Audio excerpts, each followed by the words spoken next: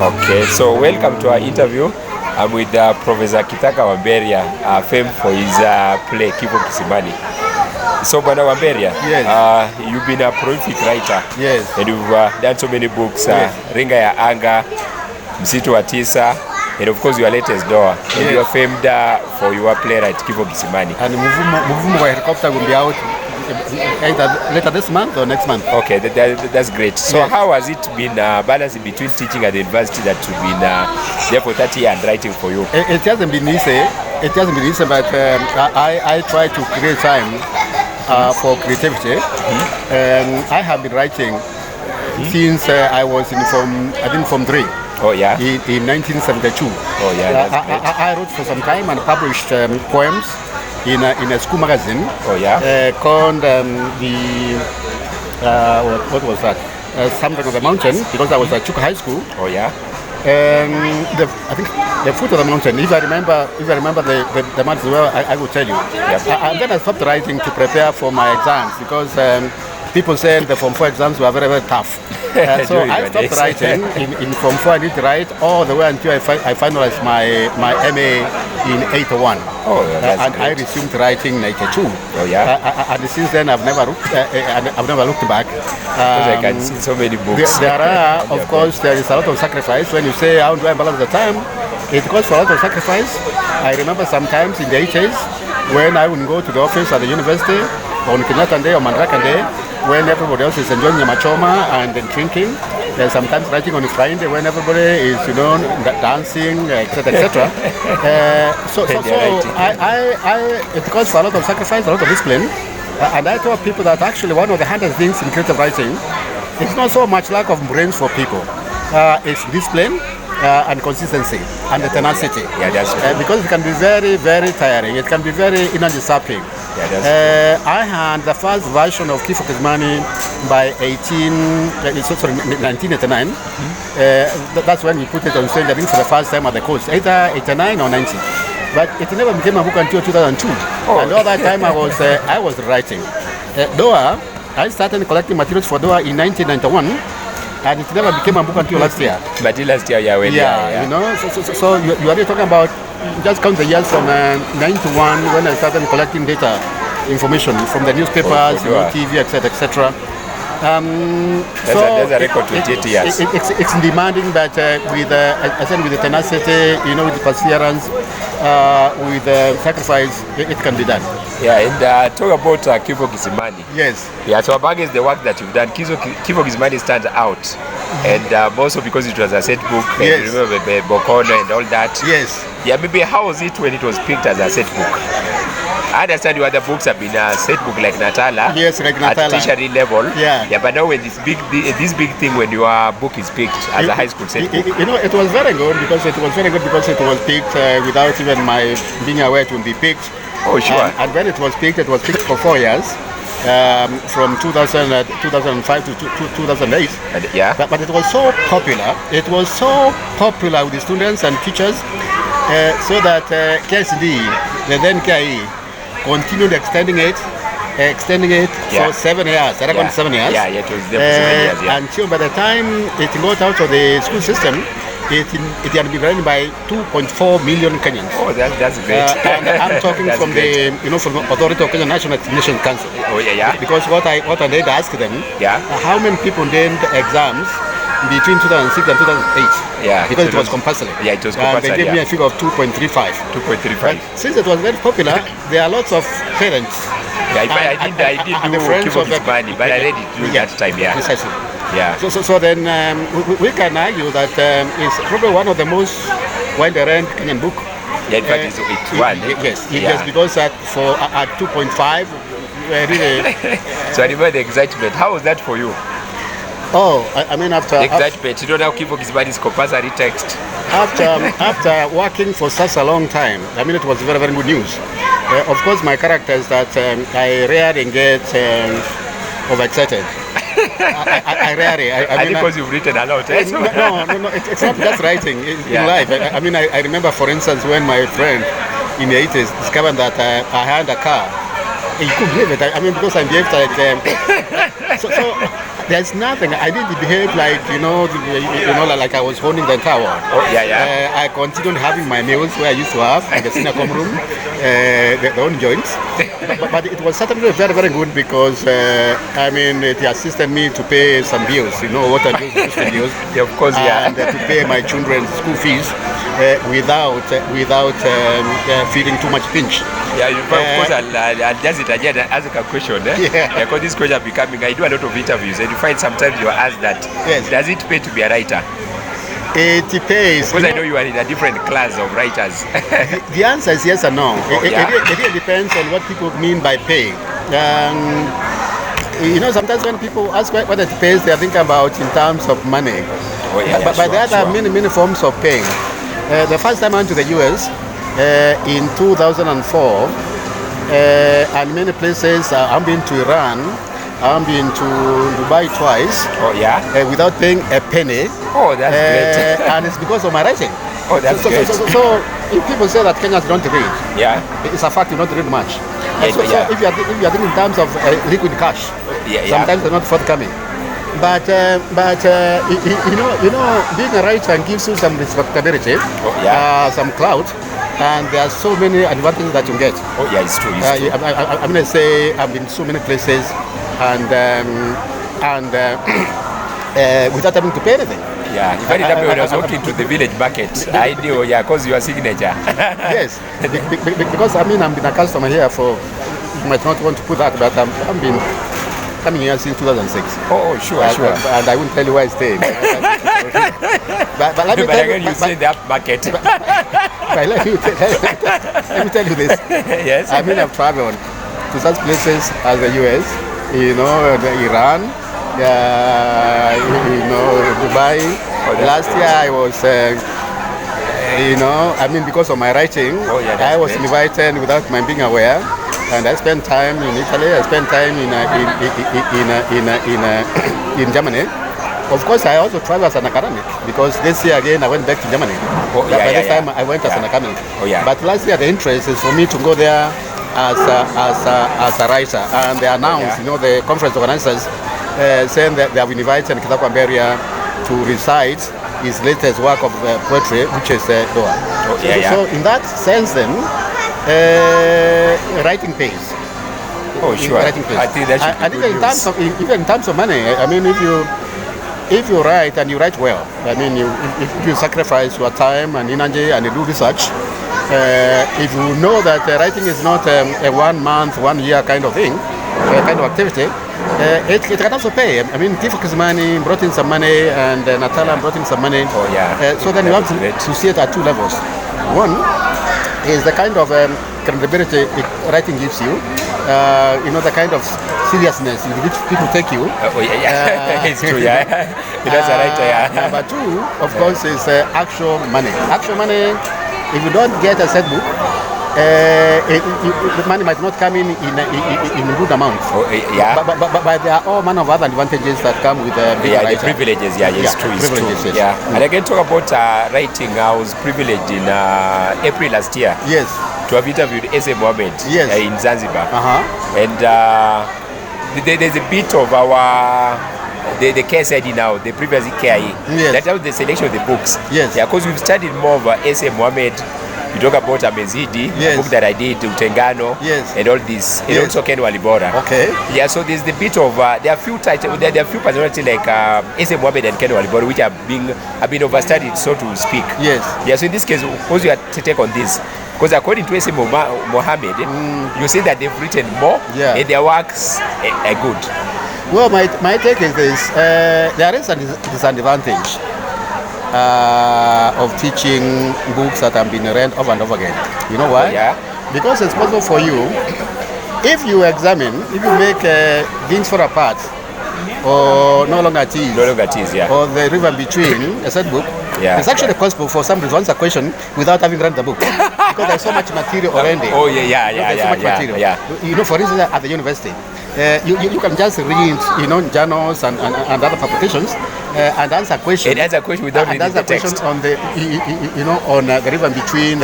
So what happened with the new books? And this is what we should consider. both the teachers and students are forced to read the work. Yeah, because there is a new text. So then you achieve the goal of wanting people to read. Because why do you want to make a book a set book? It's so that people can read it. Yeah. So the best way to ensure that people, both the students and teachers, professors, read a book in the high school, in the university, is to give them newer books, because then they will have to understand the book by reading it, rather than taking shortcuts into going to the media, etc. Yeah, but according to Professor Eze Mohammed, yes, of course we can give him credit. Yes. He's also written a lot. Yes. Yeah, and according to him, he said there are few good Swahili writers in Kenya or East Africa per se. Well, because he's not a native of Kenya, but we've studied him more. That might be the case, but Mohammed, I mean, I know very well we respect each other. In fact, we respect each other. And in my books, in the Islam, for instance, there is a course, MA course. Oh, yeah? You know some Islam. Oh, yeah? I don't know whether they've stopped. But you know what? You register for that course, MA, course in poetry, and you do nothing else other than read my poetry. And you can confirm that with them. No. So there's, whereas we might not be that many, but those of us in Kenya also respected by Tanzanians. Oh, yeah? When Natala was done by Bagamoyo Institute of Arts, for the first time, a book was, somebody spoke about a book in the Tanzanian parliament. Oh, yeah. Because a member of parliament happens to be there. When we went to parliament, he said how wonderful Bagamoyo Institute is. He saw them putting on stage a book called Natala by Kithaka. See that, Yeah. So indeed, we have, some of the people, I don't know, I mean, I don't want to sound like I'm accusing anybody of anything. Yeah. But it takes time to sometimes do research to write a book. And research, of course, takes different forms. Yeah, it's true. It's not necessarily the academic kind of research. I mean, there are people, some of the people that you find in our country, in drinking places. I mean, some of the foreigners that you find, you see somebody talking to toilet women, etc., etc. Believe me, they're not interested in any particular thing. They're just researching on a novel. Okay. So somebody will go back, having spent many hours in our brothers here, and when they write a novel, when they write, you wonder how come you understand Kenya so much? Because when you saw him in those places, when you saw him in a matatu, it's not because he can't afford a taxi. It's not because he can't afford the car hire. There is probably something he's looking at the matatu. When you see him talking, buying people drinks, talking to parking boys, do not think that he's confused. Probably he's a very straight living kind of person. He's just collecting material. But here sometimes we tend to think that so long as you know the language, you just write it. It's not enough for you to just do a book. Even for language itself, you need to intensify your language. It's true. So even because we are called I mean, I don't ask people where they come from in terms of ethnicity, but believe me, even for you as a Luo, if you want to write a book, you need to enhance your Luo. No, it's true. You need to enhance your Luo. The dictionary as a writer, the dictionary and the books that I read are not adequate. So sometimes I have to do my own work, like go to say Arboretum and look at the names of trees in English and then in Kiswahili, and what are their properties. If I tell you the number of names of fish that I know, I will be surprised if there are more than say 2-3 people who know the name of fish that I do, because the fishermen will know only the fish that I eat. That's true. They don't bother about other I'm species. serious. In my own personal dictionary, because I collected data, I might have something like maybe close to 100 names of fish. Oh, sure. So even a man in Mombasa, in Kisumu, might not know those names, but because I have to write, and when I use an image, when I use a metaphor, when I use a simile, I want to make sure that when I mention a snake, the attributes of that snake are very clear. Very clear, You see that, So I will go to the snake park. I will go to Arabuko Sokoke. I will go to Minda Clinic, etc., to intensify research in my Kiswahili. So that if I want to use a particular plant I am not limited by language. Yeah, so this is something that people do not know. Yeah. That even if you write in your own language, Oh, yeah. you still need to enhance it. Yeah, it's true. Yeah. And to talk about Swahili scholarship and writing, Dr. Godin Shiundu, also at the University of Nairobi, sometime back he termed Kiswahili literature as being an underdog. Yes. And we raised that on certain nation. Yes. The Kiswahili scholars did not comment. Yes. So in this case, in terms of criticism, yes. Yeah, maybe just so to speak, is Kiswahili an underdog language compared to English? No, you must understand what Shiundu was saying. he was not saying... Let me hope you read the piece. He was not saying yes. Sorry, writing is an underdog. He was saying that is how it's perceived by his colleagues. Yeah. Because the mainstream critics in this country perceive. You were talking about perception. Oh yeah. He was not saying that. Saudi Aviki or Kifo Kisimani is any less important than works in English. He was saying the perception that we have. In the same way that when you talk about the Luo, when we talk about Kingriama, when we talk about Kikuyu, the perception of the Kenyan elite, the perception in our new colonization is that the Luo is nothing to be taken seriously. so we must get what he meant. That's what he meant. Yeah, it's true. That's how people take it. Yeah. And this is why. I mean, this is why if you write an article for the nation, you are paying more than if you write an article for Why?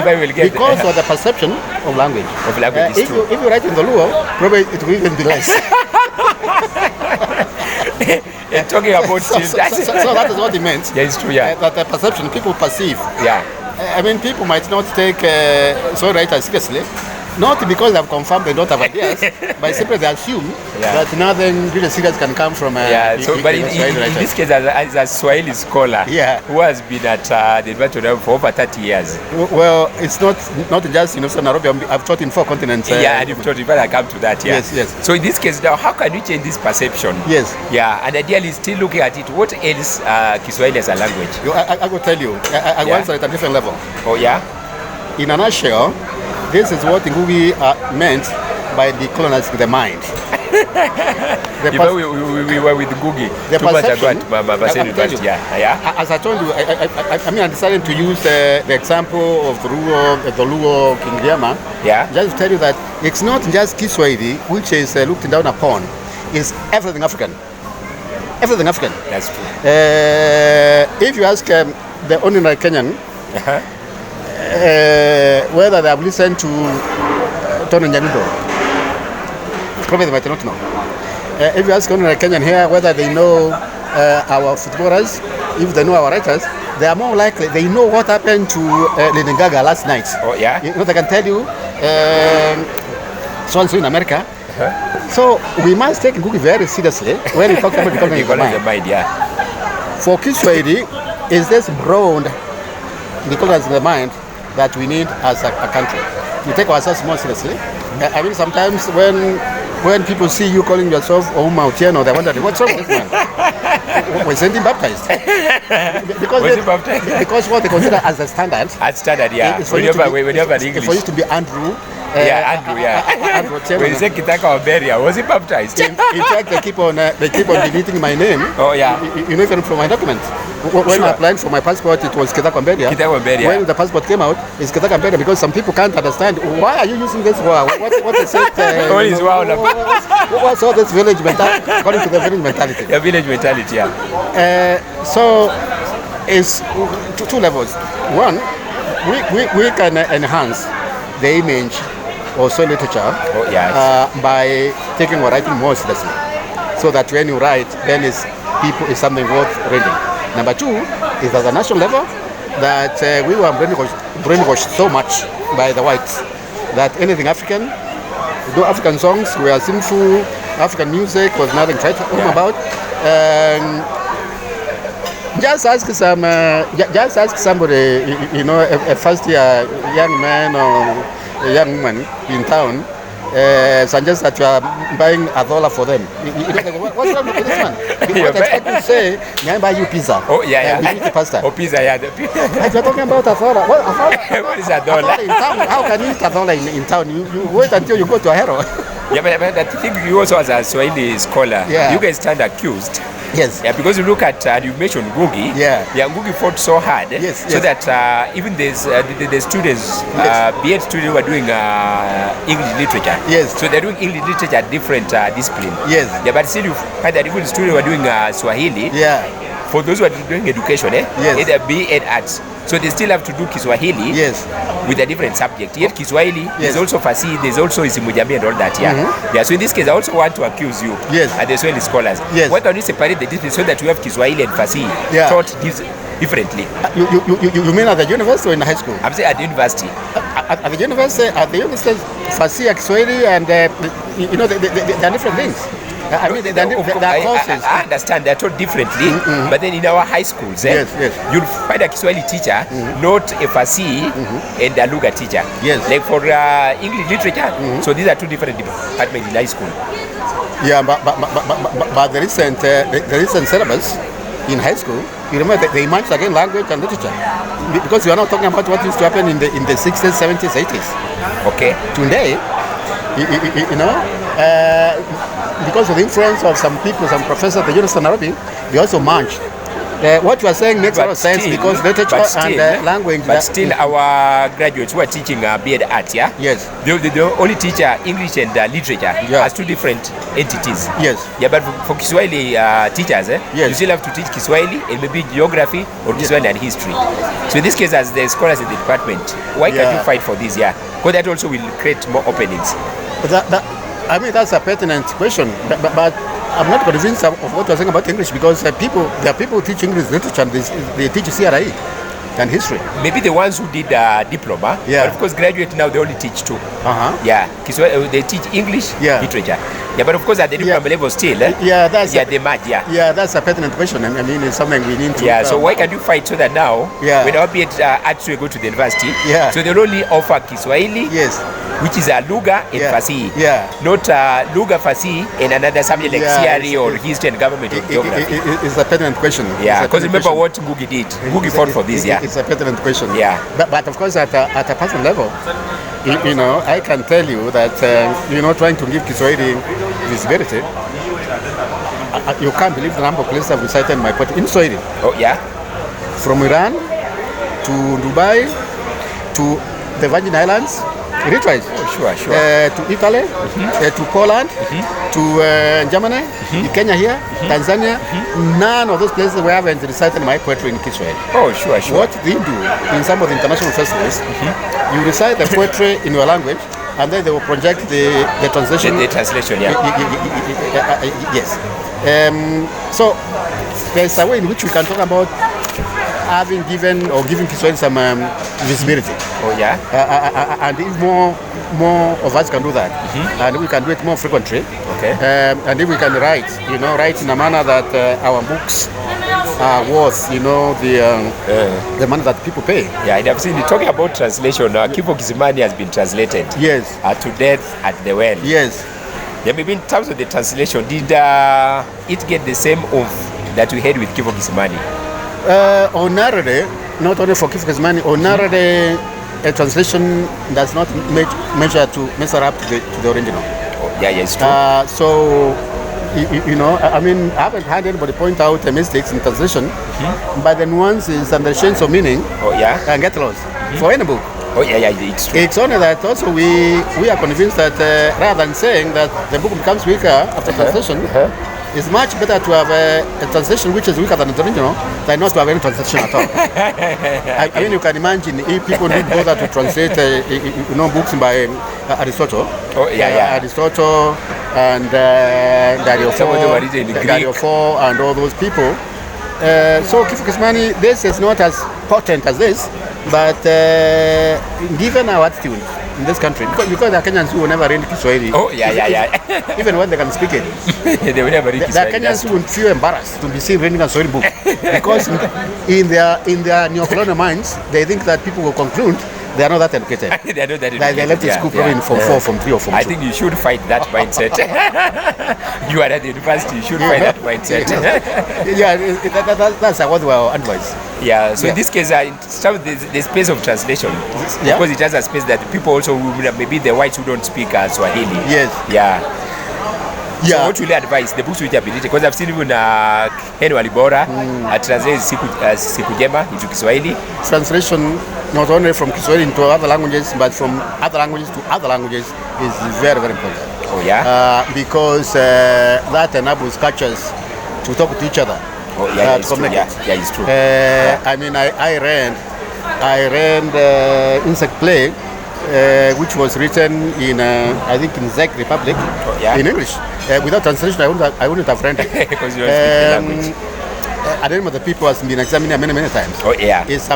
Ibsen is a wonderful writer, but without translation, we wouldn't be the ones for it. Yeah. So really, I'm not sure of any serious scholar of specialists in culture and literature who would argue against translating books from one language into other languages. Oh yeah, that's great. Now, talk about writing and publication. Yes. Yeah, and now you create a niche because your books are published by Mariba Publications. Yes. Maybe how was that for you? Because most of us will want to be published by mega media houses, Oxford, Moran, EAP. Again, it's a question of a misconception, because in the world of arts, it's a great honor. It gives one a lot of credibility if you're a musician and you have your own studio. You know that? Yeah, it's true. If you're a serious painter or a sculptor, and you have a studio, people respect you a lot for that. Of course, you've made it a brand. You see that, It's only when it comes to books, for some reason or the other, that people sometimes look down upon people who publish their own books. It never happens with sculpturing. It never happens with with the music. It doesn't happen with the painting, etc., etc., etc. What is critical is to ensure that what you publish would have been published by another publisher. Oh yeah. Look at these books. I mean, I know it sounds like I'm bragging. No, but it's when you look at these books, when you look at an ocean of books. I can see Natala. I love Natala. When you look at these books, Oma, yes. When you see them at the Second Center or other bookshops, the impression you get is that this is one of probably the biggest from packaging. Yeah, packaging. Yeah, packaging. I don't mention other publishers' names, but believe me, you go and select books by the top 5 publishers in Kenya. It's only probably one that will beat. No, I'm telling you. Mariba in terms of packaging. Packaging, yeah. Just do that. Just do that tomorrow. Just go and pick a book. You know what has to be very careful. I can't mention. Publisher. I know. But I'm saying, just the big publishers. No, I know the big publishers. And just go and pick books and put them on the top like this, and say in terms of packaging, in terms of editing, in terms of seriousness content, so that if you came from another planet and you found this book here, and other companies, the big ones, put the books here, and you are from Mars. And you have just come to Africa, you will probably start with Marimba, thinking that this is the biggest. What is the biggest publisher? What am I saying? What I'm saying is that one has to be very, very careful with quality. That's true. So publishing should not be an excuse for being shoddy. I mean, because otherwise Kisimani would not have been a set book. It was not a set book because I published it. It was a set book because of the quality. Yeah. Natala, etc., etc., etc. If I should, let me even cut you should tell us, because they usually did the lobbying. Yes. And I know what happened at KICD. Yeah. So in this case, like the big publisher, the big fish, Yeah. And as a publisher, how did you manage to have Kifo Kisimani picked? Well, they picked it themselves. So you didn't lobby? They picked it themselves. Because they also want a good name. So if they are latent, there's I think somebody might have latent them. There's a very good book in the market. Oh, sure. Because sometimes they are really accused of doing a very bad job. So anything that will also make them be seen in a positive light. Like this time, KI has a very good book, etc., etc., etc. Oh, yeah. My lobbying is next to zero. No, people will not believe it. No, because my lifestyle my lifestyle, my principle, my values, my lobbying is just next to zero. So all the extensions that Kifo Kisimani got, and Natala, because Natala was in the for colleges for many years. Yeah, of course, Natala, yeah. All those extensions, I can tell you there was zero. Sure. I will just get a letter from KI saying that this book has been extended because they wanted to be the market. The letter is to alert you so that people don't start looking for it and discover that it's not there. Yeah, it's not there. Not a single one. So you just presented the extension. You presented Kifo. The extension for 7 years for Kifo Kisimani, the extension, and the span for 7 years and Natala. Not a single one from my mouth. Sure. Okay, that can you kindly extend my book? No, this is Kenya. People may not believe you.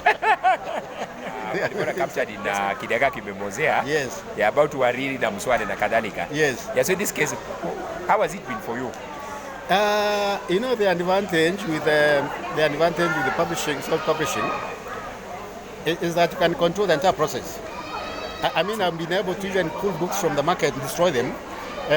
When Barajingina was published for the first time, this was not the cover. And when, if you look at this, if you look at this book, this is 82 pages. 82 pages, yeah. What was the set book? Was 600 pages. I remember. There's another version. Yeah. There's another version. Yeah. Dealing with the publisher, because we always think about money. Oh, yeah. That can you pull out this book and you start afresh, because for this you can see everything is new. It's the own story with something plus. Oh yeah. But it has to be typeset again. The cover, it has to be edited, etc. Now, as somebody who is the one who is the publisher, I'm willing to forego, those means the losses. Oh yeah. And wait. Yeah. And of course, I don't have to. Sometimes wait forever. And don't get me wrong. It does not mean that. I guess you have been there. It does not mean that I take a short period of time to publish a book because I'm publishing myself. Oh yeah. It even takes longer. Sure. Because when you buy these books of mine, for some people, when they know it's a small publisher, oh yeah, they will start with the premise that this book is not very serious. Yeah. So you have to prove yourself. In other words, as a small publisher, I'm swimming upstream. And when you swim upstream, you better have good muscles. So the number of times I will rewrite these books to prove, naysayers wrong. To prove Doubting Thomas is wrong. I don't think there's any book here. I do not think there's any book here that has more errors than the books published by the big publishers. I can tell you that. Yeah. So that's not the people they write on the name. If you get the evidence, people saying that there are more errors, editorial errers, or design of covers, or typesetting in Marimba books, just bring me that evidence. So those people who go to self-publishing, they must be aware of that. That there are people who look down upon them, they will assume that their books are substandard. That is why they must work so hard in writing and in the publishing process to ensure that they disapprove the Doubting Thomases. To disapprove Yeah. And you've just mentioned that you pulled a book from the book racks. Yes. And of course that's time to read, eh? Yes. Yeah, and you lost over 300,000. Yes. When this book was put over the book rack. Yes. Yeah, the question is because you are editing a process. No. So how did that book sneak into the market? Actually, that was not because I don't just publish my own books. I don't just publish my own books. Oh yeah. I don't just publish my own books. I publish other people. So it's only that Marimba also published my book, but Marimba is not purely for Kithaka Mberia's books. It's a novel that I publish, and I do what other publishers do. I gave the novel to a reviewer, and the reviewer praised it so much. He said something like, although he never used the actual ones, but the impression he gave me is like it's one of the finest novels, Oh yeah. And when it came out, so the people bought a few copies. It turned out to be very, very bad. Now, the implication of that is that if you buy Pilsner and there's some fly in Pilsner, you will be reluctant to buy a Tusker. That's how the demand mind. That's how the demand mind works. That's how the mind works. Yeah. So that book was going to have negative impact on my books. Oh yeah. You see that, eh? So it was better to lose. So it's much better to pull it out. And when I see a book that is not quite right, because even this one, I had to very quickly do another version. Oh, yeah. Because it was going to work negatively, you know. When Natala was put at the National Theatre by some group, I wouldn't mention them, and they were so poor, you know, as theatre artists. They were so poor, it affected the sales of Natala. You know why? Because many people, not only here, many people in the world are not able to break something into its component constituents. Many people will never be able to say, in theatre, this is a very good script, but it's very poorly directed. Yeah, it's true. Or this book, the story, the script is very good, the director is very good, but the casting was wrong. You ended up with the wrong cast. You see that, Or this book is very good, but the production aspects, such as lighting and sound effects, you know, or the person, most people do not see that. And that's why you have to be very careful even to allow. So likewise, when one product is substandard, it affects other products. It affects other products, but it does. That's why you see even automobile companies sometimes pulling out you know, thousands of vehicles from the market. Yeah, Toyota has done that before. Yeah, so in this case, let me criticize your Kifo Kisimani a bit. Yes. Yeah, because I'm also a playwright. Okay. And I did so many plays, John Uganda, Francis Ibuga. Yes. Yeah, maybe just within the time that we have. Yes. And Kifo Kisimani, those who read it in school, Yes. Yeah, this is one complaint that it has so many characters. Yes. So we have Bonoko, we have Asena, Tega, and all that, Yes. Then I try to compare Kifo Kisimani and some of our East African playwrights like John Uganda. Yes. The burdens, the floods, with only 4 or so characters. Yes. So the thing is that when you have so many characters, does it read terms of mastery of the content? But does it affect? You know, you're talking about John Uganda. Yeah. John Uganda, who was very affected by other Fuga. Have you also compared my books with other writers, writers? Oh, yeah. Have you compared them with you know, the works by Shakespeare, by Ibsen, by the other 4, by Aristotle? No, I'm asking a question. Because you cannot point a character in the Kifo Kisimani and say, what is this character is doing, so that is superimposed. Yeah. You know where the characters is needed if they don't have some perspective that is not carried by another character. You see that, Go and read Kifo Kisimani and give me one character or 2 characters and say what this character does has already been done by another character. Because that's what you do when you are doing your characters. You ask yourself, is there anything that if I don't have an extra character, will miss the play? And there are certain things that one character will do, then you are accused of, no, this is not credible. This is not credible. So the number of characters is not arbitrary. Oh, yeah? The number of characters is not arbitrary. It depends on the thematic involvement. Yeah, that's true. And I'm telling you that, you know, one difference between, I mean, John Uganda, I don't know whether you have read other Fuga. Yeah, there was that complaint for those who read your book. You know, other Fuga, sometimes there's only 2 characters. Oh, yeah. There are 4, you know, a woman alone, you know, can't pay, good pay, etc. Yeah. But why don't you compare it with the broad spectrum of drama?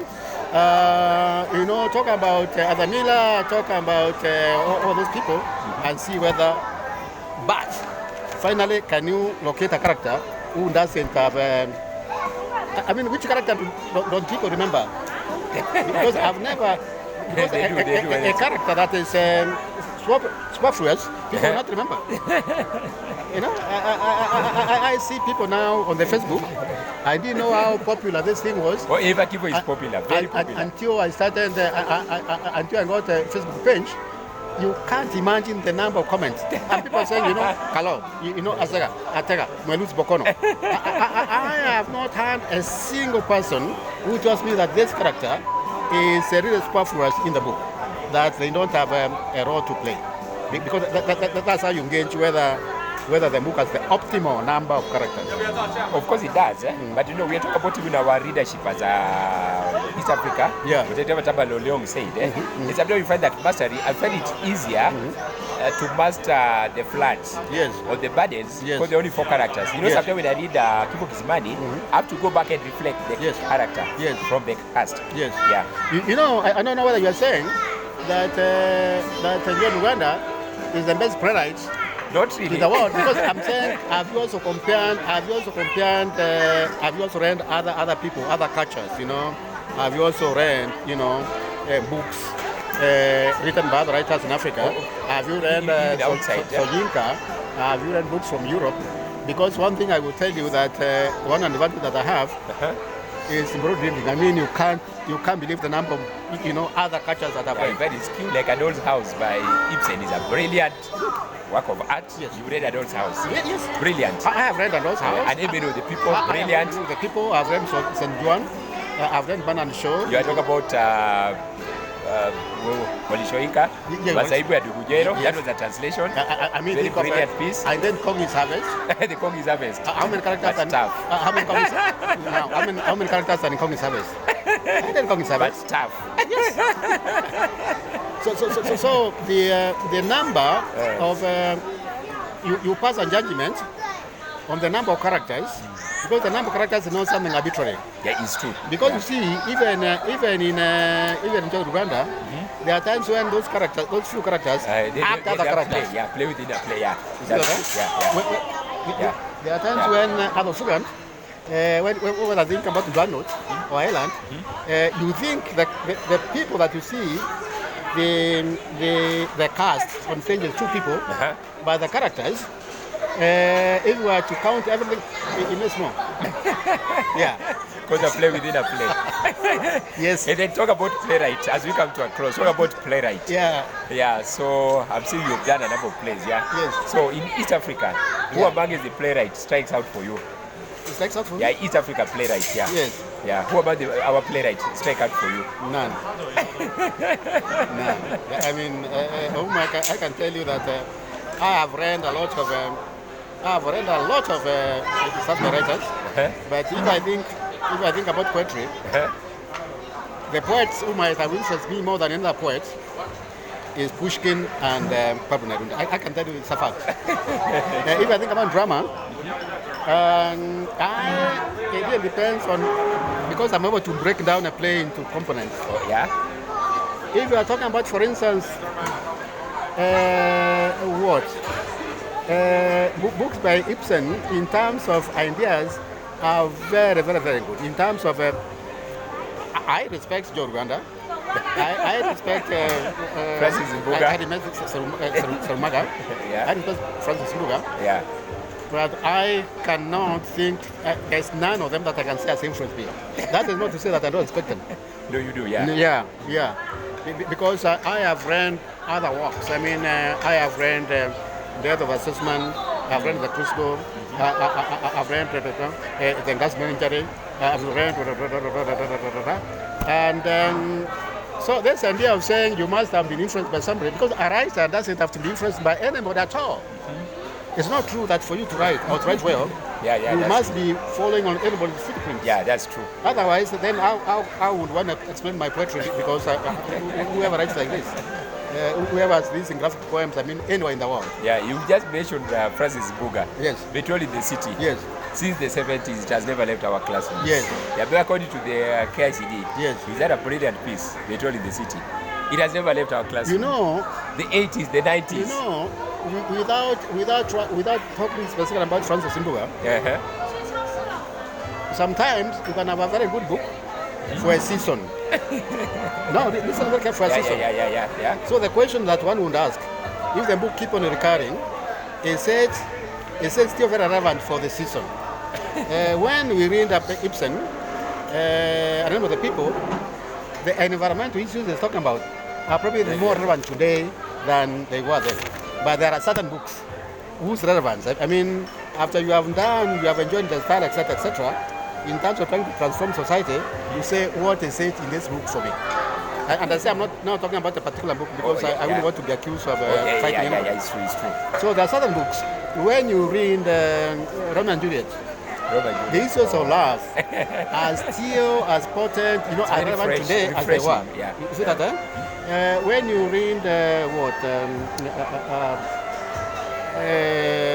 when you read No Longer Tease, the issues of corruption, etc., Obi, So that's one thing that people must consider, that the book is very good in terms of language, in terms of thematic format, but how about in terms of relevance to society? What impact does it?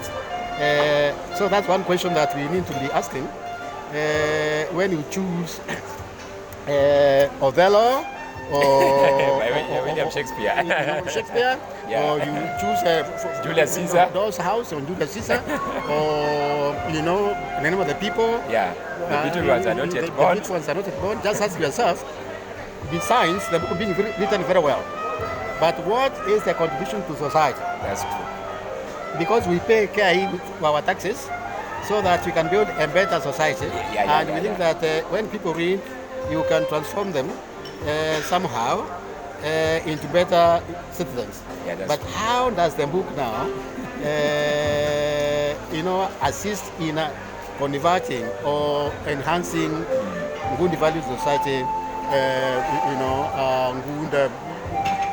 Good principles, values, etc., etc., etc. But I wouldn't want to, as a writer, I don't mention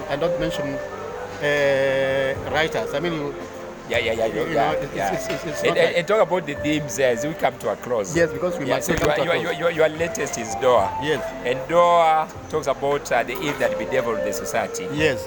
Maybe how we got there, and will you ever get out of the evils? Doa is a brilliant anthology. It's just one theme, very extensive. It's on human rights.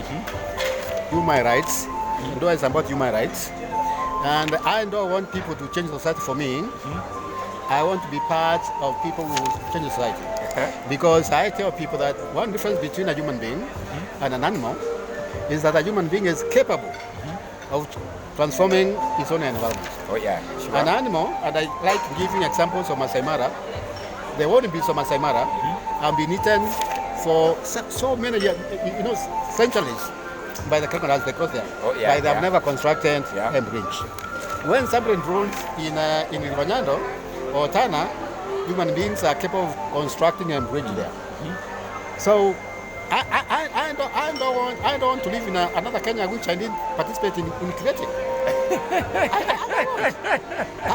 I don't want to enjoy better life which I haven't contributed to. And this is why from 1991, just collecting information on human rights. And I have about 30 categories of human rights in the book. That's brilliant. And what does that do? It might not bring me a lot of money, but I can tell you that it brings me a lot of spiritual satisfaction. No, I'm telling you. Satisfaction. Because my idea is that what can lead into making human beings better is also good to God. That's my way. Sure. Effective, I go to heaven. One of the things that will take me to heaven is my writing. Because I've tried as much as possible to reduce pain in society by suggesting better society. And in my view, I mean, I'm not I've never studied theology. In my view, that's what I'm saying. It gives me some psychological and spiritual satisfaction. That's brilliant. But if you see a child who is about to drown, and you run and grab that child, I say I'm not trained in theology. But my view is that day you have made God very happy. I'm telling you, what you have done there, that day probably is bigger than spending the whole night in Acacia. So when I write a poem against prostitution, and I try to show that the prostitution is not that girl, it's not that one boy or that Akinyi who is the problem. The problem is a woman and I. We have driven them there.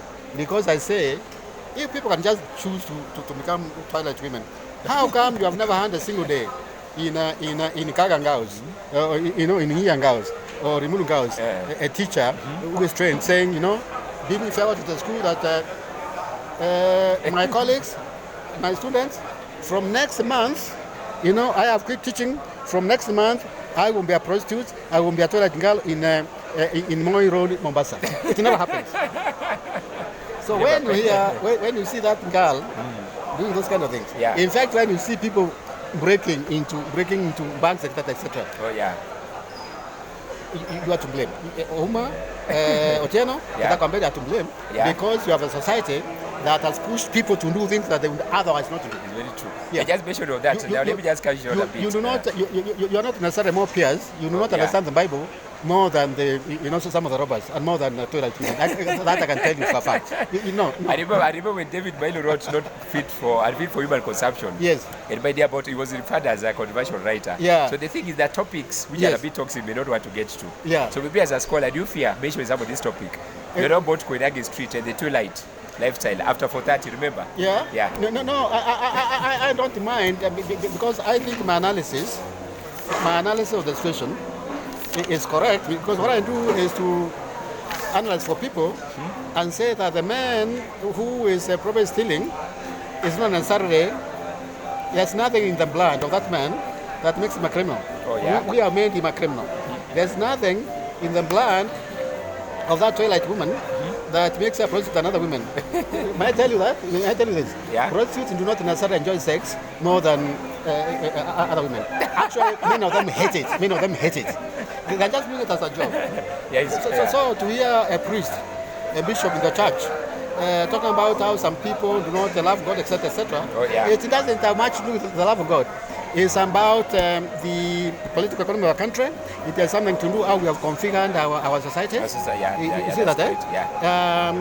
Because if that woman was not taken advantage of by some mature person, like Ouma Otieno, like Kithaka, Mberia, when she was in Form 3, and then she was probably chased away by the parents, and then she ended up, doing some work for somebody in Kisimani, Nairobi, or Kisimani, Kisumu, and then she gets a second child with the man of the house, and now she has 2 children who must eat, and then she's kicked out, of course, by madam of the house.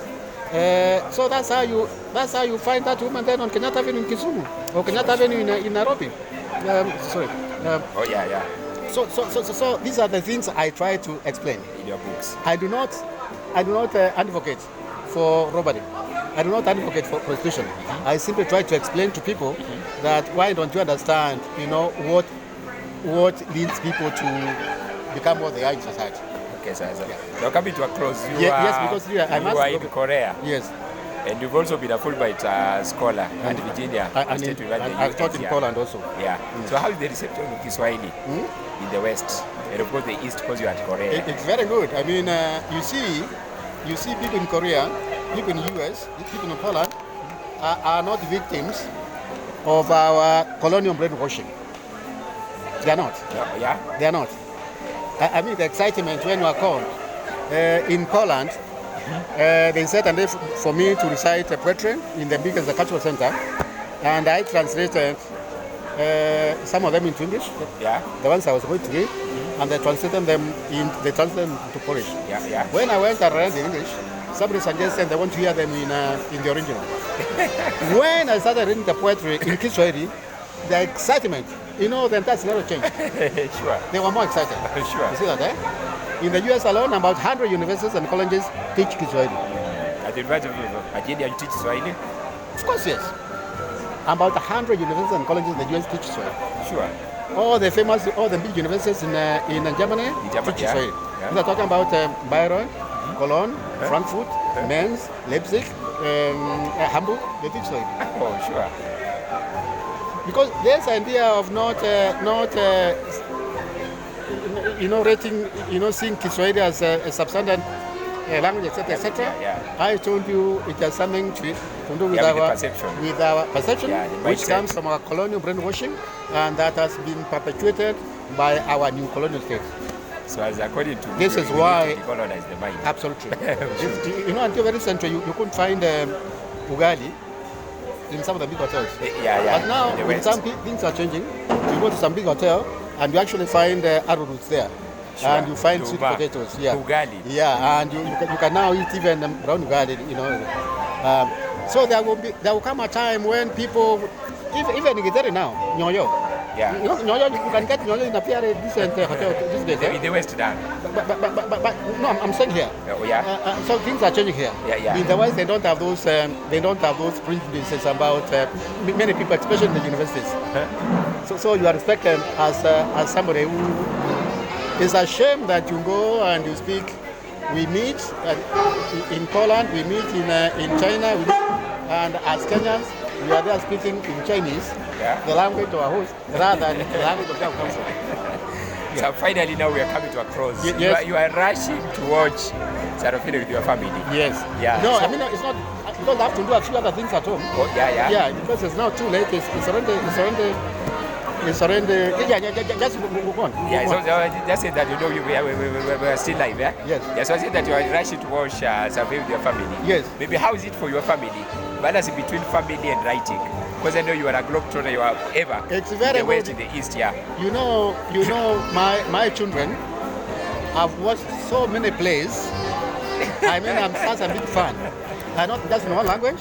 Oh, yeah. I watch plays in Swahili, in English, in the Luo, in Kikamba. No, I'm telling you. Oh, yeah. And I love it. And this then makes me a better writer. And I've then also made my children to love the arts. Love the arts, eh?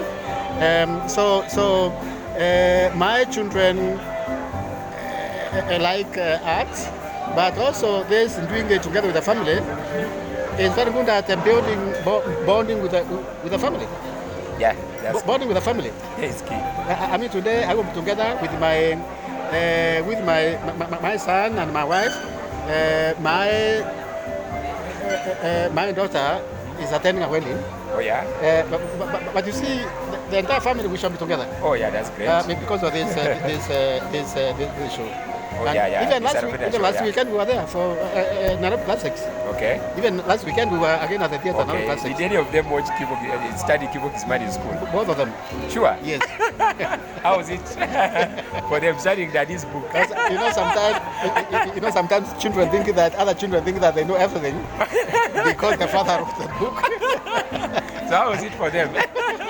Of course, it was a great honor. I mean, really to see their father being looked at in such a positive light. You see that, eh? I mean, you know the joy that you get when people talk about your mother or your father in a positive light. In a positive light, so that's psychologically, it must be wonderful. Not only my children, even the people from the part of the country. Yeah, from your neighborhood. Yeah, I mean, it's like I did them proud, etc.